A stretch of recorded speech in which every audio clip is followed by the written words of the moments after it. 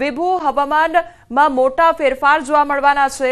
અંબરલાલ પટેલ દ્વારા આગાહી કરવામાં આવી છે। તેમનું કયા પ્રકારનું વલણ છે, આગામી સમયમાં કયા પ્રકારનું વાતાવરણ રહેશે?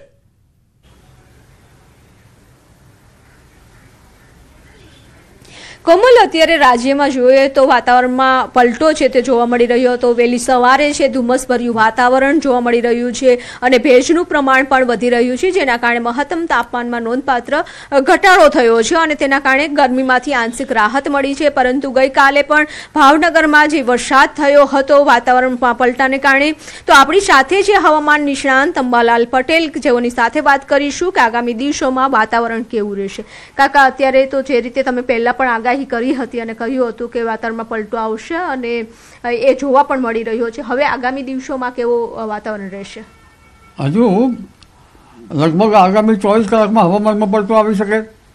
પૂર્વ મધ્યપ્રદેશના ભાગો, લગભગ પંચમહાલના કેટલાક ભાગો અને પૂર્વના જે ગુજરાતના મધ્યપ્રદેશના એડજોઇન્ટ ભાગોમાં ક્યાંક વાદળવાળું અથવા તો ક્યાંક વરસાદી છાંટા પડી શકે અથવા તો પવનની ગતિ વધી શકે અને સૌરાષ્ટ્રના કોઈ ભાગમાં પણ ક્યાંક છાંટાછૂટી કે વાદળો આવી શકે।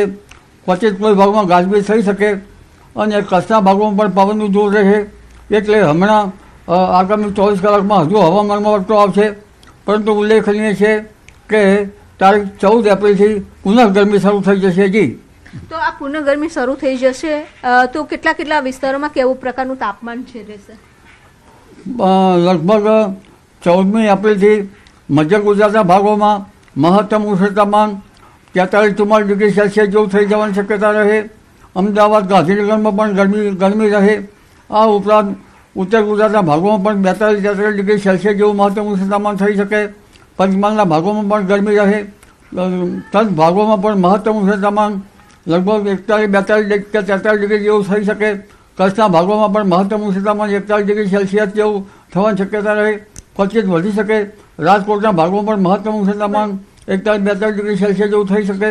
જી કાકા, તો આ ગરમીનું પ્રમાણ વધશે તો હવે લાગે છે કે એપ્રિલમાં વારંવાર આ રીતના પલટા છે તે વાતાવરણમાં જોવા મળશે?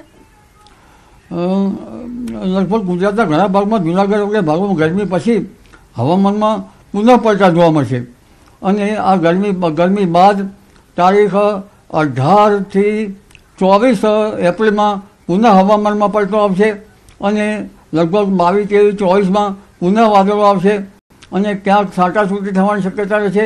એટલે તારીખ 18 બાદ હવામાનમાં પુનઃ ઘટાડો થશે, ગરમીમાંથી આંશિક રાહત થશે, જેમાં ઉત્તર ગુજરાતના ભાગોમાં મહત્તમ ઉષ્ણ તાપમાન 41 ડિગ્રી સેલ્સિયસ જેવું થઈ જવાની શક્યતા રહે। મધ્ય ગુજરાતના ભાગોમાં પણ 41-42 ડિગ્રી સેલ્સિયસ જેવું થઈ જવાની શક્યતા રહે। જૂનાગઢના ભાગોમાં પણ 40 ડિગ્રી સેલ્સિયસ ઉપર થઈ જવાની શક્યતા રહે। દક્ષિણ ગુજરાતના ભાગોમાં પણ 34-35 ડિગ્રી સેલ્સિયસ જેવું નીચે જેવું થઈ જવાની શક્યતા રહે।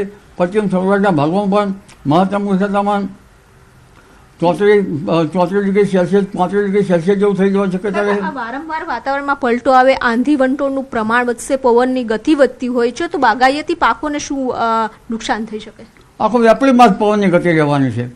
આ ઉપરાંત એપ્રિલ માસ નહીં, આ ચોમાસા પૂર્વે પણ પવનની ગતિ રહેવાની છે, કારણ કે ગ્રહોણ દ્રષ્ટિએ જોવા જઈએ અથવા તો હાલની જે ગરમી અને હાલના હવામાન વાતાવરણમાં જોવા જઈએ તો ચોમાસા પૂર્વે કે ચોમાસા સુધી પવનની ગતિ વધારે રહેશે, પણ વિન્ડ ગસ્ટ પણ હમણાં વધવાની શક્યતા રહેશે।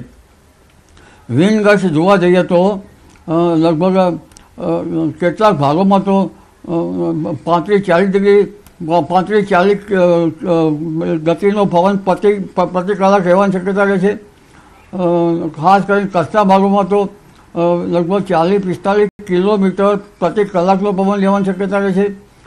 ગુજરાતના ઘણા ભાગોમાં પવનની ગતિ વધશે અને આ પવનની ગતિ જે છે એ એપ્રિલ માસ અને છેક લગભગ ચોમાસા પૂર્વે પણ રહેશે, કારણ કે મીનનો શનિ જે છે એ પવન વાવંટોળ કરવાની શક્યતા રહેશે, પણ આ પવનની ગતિના કારણે બાગાયતી પાકો પર અસર થવાની શક્યતા રહેશે અને આંધી વંટોળનું પ્રમાણ તો અત્યારથી જ વધશે। તારીખ 24થી જે પ્રેશર મિલીબારમાં મપાય છે તે પ્રેશર પણ ઘટશે અને લગભગ મધ્ય ગુજરાતના ભાગોમાં પ્રેશર મિલીબારમાં 1001 કે 1002 મિલીબાર પ્રેશર થશે, એટલે પુનઃ વિન્ડ ગસ્ટ આંધી વંટોળનું પ્રમાણ છે. જે આંધી મેની શરૂઆતમાં આવવી જોઈએ તે આંધી હવે એપ્રિલમાં અત્યારથી શરૂ થઈ જશે. એનું કારણ શું? એનું કારણ જે છે કે વારંવાર પશ્ચિમી વિક્ષોભ તો આવે છે, જો કે તે ઉપલા લેવલના આવે છે, પણ પ્રી મોન્સૂન એક્ટિવિટી શરૂ થઈ ગઈ છે. અરબ સાગરનો ભેજ અને બંગાળ ઉપસાગરનો ભેજ, આ ભેજના કારણે પ્રી મોન્સૂન એક્ટિવિટીના કારણે અત્યારથી શરૂ થઈ જાય છે અને ગરમી પણ છે. એટલે ગરમી વધતી હોય છે, આંધી વંટોળનું પ્રમાણ વધતું હોય છે. ચાલુ વર્ષે તો ખૂબ જ ગરમી પડી રહી છે, તો લાગે છે કે ચોમાસાની એના ઉપર અસર થશે? ચોમાસા ઉપર ઘણી બાબત અત્યારે ખ્યાલ ના આવે, પણ ચોમાસા ઉપર તેની અસર થઈ શકવાની શક્યતા રહેશે. પણ વિન્ડ ગસ્ટ વધારે રહેશે, પવનની ગતિ વધારે રહેશે. એટલે મીનનો શનિ જે છે, અને આ વખતે ગરમીના કારણે પણ પવનની ગતિ વધારે રહે. પવનની ગતિ વધારે રહે તો ઘણી વખત વાદળો વિખરે પણ જાય. પરંતુ એક ધારણા એવી છે કે ચોમાસું 1966 જેવું કચિત રહી શકે, પરંતુ પાછલા સમયમાં જોવા જઈએ તો લગભગ ચોમાસા સારા રહ્યા છે. અને આ વખતે તટસ્થ કન્ડિશન ચોમાસાની લેવાની શક્યતા છે. એટલે લગભગ ચોમાસું ક્વચિત 2005-06 કે 2006-07 જેવું રહી શકે. અને ગરમીના કારણે આંધી વંટોળ વરસાદને ખેંચી પણ લાવે. એટલે 10મી મેથી 15મી જૂન વચ્ચે અરબ સાગરમાં પણ ચક્રવાત બનવાની શક્યતા રહેશે. અને મે માસમાં તો બંગાળ સાગરમાં ખતરનાક વાવાઝોડા બનવાની શક્યતા રહેશે. સમુદ્રનું તાપમાન ઊંચું જશે, જેના કારણે આ વખતે લગભગ રોહિણી નક્ષત્રમાં વરસાદ આવી જવાની શક્યતા રહેશે. અને કચ્છે ચોમાસું નબળું ન રહી શકે એવું અત્યારનું અનુમાન કરી શકાય, કારણ કે આ વખતે વરસાદ મેઘના વાદળો બરાબર બન્યા નથી. એટલે જે દેશના અંદરના ભાગોમાં જે ભિન્ન ભાગોમાં લો પ્રેશર થાય તેના કારણે વરસાદ આવવાની શક્યતા રહેશે. બંગાળ ઉપસાગરનો ભેજ અને અરબી સમુદ્રનો ભેજ અથવા તો ઉપસાગરમાં બનતા વાવાઝોડા બંગાળ ઉપસાગર અને અરબ સાગરમાં તેની આંખ ભૂભાગો પર જવાની શક્યતા રહેશે, અરબ સાગરમાં પણ જવાની શક્યતા રહેશે. જેના કારણે બંને બાજુનો ભેજ ભૂભાગોમાં આવતા એકાએક વરસાદ આવવાની શક્યતા રહેશે. અલબત્ત વરસાદ ભિન્ન ભાગોમાં થવાની શક્યતા રહેશે. આમ છતાં આ ચોમાસું જે છે એ હાલની ગતિવિધિ જોતાં નબળું આવી શકવાની શક્યતા ગણી શકાય નહીં. પરંતુ ચોમાસા આવતા પહેલાં લગભગ વૈશાખના અધવચ્ચે સવારમાં વાદળો થતા હોય છે અને બપોરે અલોપ થઈ જતા હોય છે. ધીરે ધીરે આ કન્ડિશન આ પ્રક્રિયા થતી હોય છે, ત્યારે ઉપર હિમચાદર બનતી હોય છે. એટલે આવી પ્રક્રિયા ધીરે ધીરે વૈશાખના અધવચ્ચે બનવાની શક્યતા રહે છે. સમળ્યો આકાશમાં જ્યારે ઘૂમરા લે ત્યારે આકાશ ઉપર ઠંડક થઈ રહી છે તેવું માની શકાય, કારણ કે ઉપલા લેવલ ઉપર ઠંડક હોય તો વરસાદ સારો આવે. એટલે આ વખતે સવારના જે વાદળો, ખેડૂતો એને કાતરિયા કે કંઈ જે વાદળો કહેવામાં આવે છે, એ વાદળોની ગતિવિધિ વૈશાખમાંથી શરૂ થઈ જશે. ત્યારે જ ખ્યાલ આવી જશે કે ચોમાસું કેવું રહેશે. પરંતુ ચોમાસું એકંદરે નબળું રહેવાની શક્યતા આ વખતે ઓછી છે. ભિન્ન ભાગોમાં બનતા લો પ્રેશરના કારણે ચોમાસું સારું આવશે. અલબત્ત ગુજરાતના કેટલાક ભાગમાં ચોમાસું સારું પણ રહી શકે છે. તો આ હતા અંબાલાલ પટેલ. તેઓએ કહ્યું છે કે એપ્રિલ મહિનામાં ગરમી વધશે, ફરી એક વખત વાતાવરણમાં પલટો આવશે અને એટલે કે વારંવાર છે હવામાનમાં પલટા છે જોવા મળશે.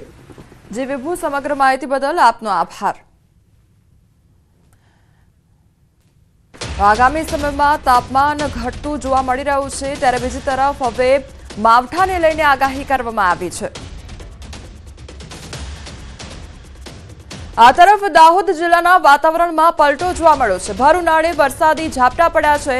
શહેર સહિત આસપાસના વિસ્તારોમાં વહેલી સવારે હળવો વરસાદ વરસ્યો છે. જિલ્લામાં વાદળછાયું વાતાવરણ છવાયું છે. તો દાહોદમાં ભર ઉનાળે વરસાદી ઝાપટું પડ્યું છે અને વાતાવરણમાં એકાએક પલટો આવ્યો છે.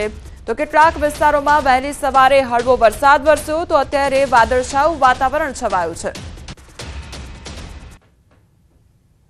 તો દાહોદમાં ભર ઉનાળે અત્યારે માવઠું પડ્યું છે અને વરસાદ વરસ્યો છે. વહેલી સવારે કેટલાય એવા વિસ્તારો કે જ્યાં આગળ ઝાપટું પડ્યું હતું, અત્યારે દાહોદ વિસ્તારમાં વાદળછાયું વાતાવરણ છવાયું છે। બીજી તરફ લોકો ઠંડક અનુભવી રહ્યા છે। આ તરફ ગઈકાલે ભાવનગરના કેટલાક વિસ્તારોમાં વીજળીના કડાકા સાથે માવઠું ત્રાટક્યું હતું। શહેરના અનેક વિસ્તારોમાં કમોસમી વરસાદ વરસ્યો। બપોર બાદ શહેરના વાતાવરણમાં પલટો આવ્યો હતો। માવઠું થતાં લોકોને ગરમીથી રાહત મળી છે, પરંતુ ખેડૂતોની ચિંતામાં વધારો થયો છે।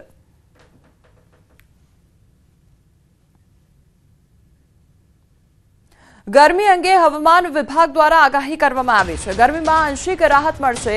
2 દિવસ ગરમીમાંથી રાહત મળશે। 2 થી 3 ડિગ્રી તાપમાન ઘટશે તો 15 એપ્રિલથી ફરી ગરમીનું જોર વધશે। 15 થી 17 એપ્રિલ દરમિયાન હીટવેવની આગાહી કરવામાં આવી છે। સૌરાષ્ટ્ર, કચ્છ, ઉત્તર ગુજરાતમાં 15 થી 17 એપ્રિલ દરમિયાન હીટવેવની આગાહી કરવામાં આવી છે।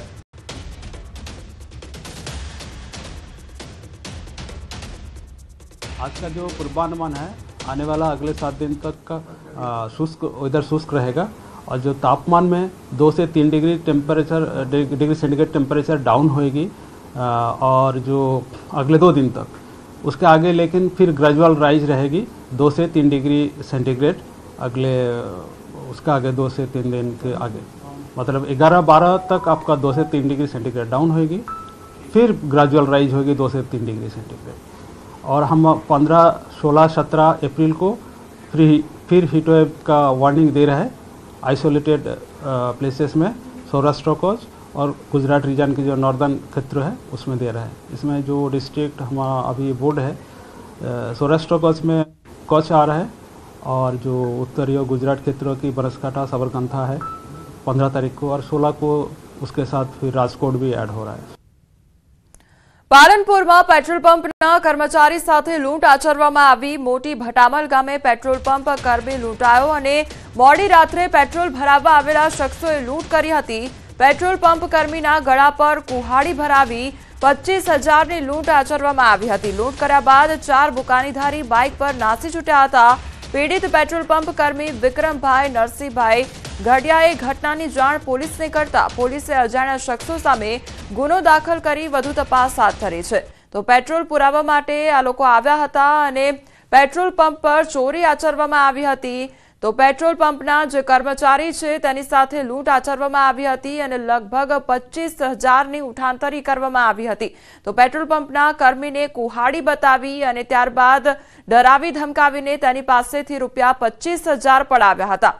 સંવાદદાતા કિશોર અમારી સાથે જોડાઈ ગયા છે। કિશોર, રાત્રિના સમયગાળા દરમિયાન પેટ્રોલ પંપ પર ચોરી કરવામાં આવી, ડરાવી ધમકાવીને ચોરીને અંજામ આપવામાં આવ્યો, શું અપડેટ? ચોક્કસથી આપણે જણાવી દઉં કે પાલનપુરના મોટી ભરમાર ગામે પેટ્રોલ પંપ કર્મીને માર મરાવી તેના પાસે જે પૈસા હતા તે લૂંટી લેવાયા હતા અને આ સમગ્ર જે ઘટના છે તે સીસીટીવીમાં કેદ થઈ હતી અને સીસીટીવીના ફૂટેજ જે છે તે અત્યારે વાયરલ થયા છે। પાલનપુરના મોટા ભટામલ ગામે જે પેટ્રોલ પંપ આવેલો છે ત્યાં મોડી રાત્રે પેટ્રોલ ભરાવા આવેલ શખ્સોએ પેટ્રોલ ભરનાર જે કર્મી છે તેના ગળા પર કુહાડી ભરાવીને 25,000ની જે લૂંટ ચલાવી હતી અને લૂંટ કર્યા બાદ આ 4 બુકાનીધારી બાઇક પર નાસી છૂટ્યા હતા। પેટ્રોલ પંપના જે કર્મી છે વિક્રમભાઈ નરસિંહભાઈ ઘડિયાએ આ ઘટનાની જાણ પોલીસને કરતા પોલીસે અત્યારે તો અજાણ્યા ઈસમો સામે સીસીટીવી ફૂટેજના આધારે વધુ તપાસ હાથ ધરી છે। કોમલ જી કિશોર, સમગ્ર માહિતી બદલ આપનો આભાર।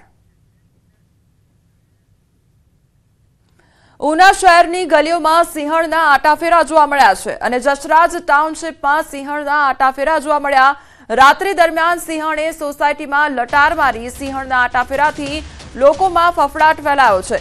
ઘણા સમયથી ઉના શહેરના વિવિધ વિસ્તારોમાં સિંહ, દીપડાઓ સહિતના રાની પશુઓની અવરજવર સતત જોવા મળી રહી છે।